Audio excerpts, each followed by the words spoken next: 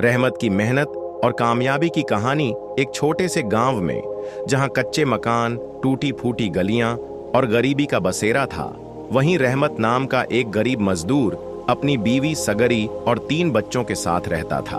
उसकी जिंदगी का सहारा सिर्फ रोज की मजदूरी थी।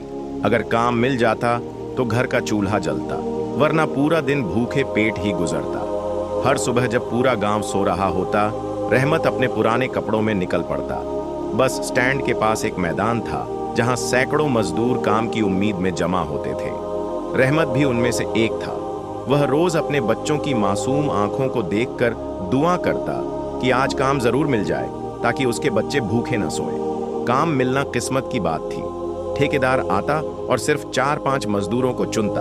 अगर रहमत का नाम आ जाता तो उसका दिन बन जाता, वरना मायूस होकर वापस घर लौट आता।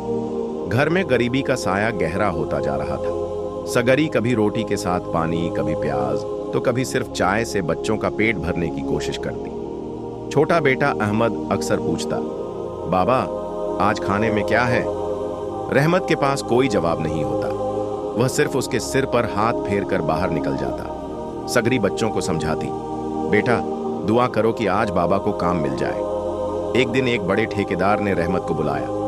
सुनो, 10 दिन का काम है, मेहनत बहुत है, मंजूर है? रहमत ने बिना सोचे हाँ कर दी। यह 10 दिन उसकी जिंदगी के सबसे मुश्किल दिन थे। तेज धूप में मिट्टी खोदना, बोझ उठाना और पसीने में भीग जाना, लेकिन दिल में बस यही तसल्ली थी कि घर में खाने का इंतजाम हो जाएगा। 10 दिन बाद जब मजदूरी मिली तो उसके हाथ में 1000 रुपये थे। यह रकम उसके लिए किसी खजाने से कम नहीं थी। वह बाजार गया, बच्चों के लिए रोटी, थोड़ी सब्जी और सगरी के लिए एक चादर खरीदी। जब वह घर पहुंचा तो बच्चों की खुशी देखने लायक थी। सगरी की आंखों में आंसू आ गए। अल्लाह तेरा शुक्र है। रहमत का सबसे बड़ा सपना था कि उसके बच्चे पढ़ लिख कर एक बेहतर जिंदगी जिए।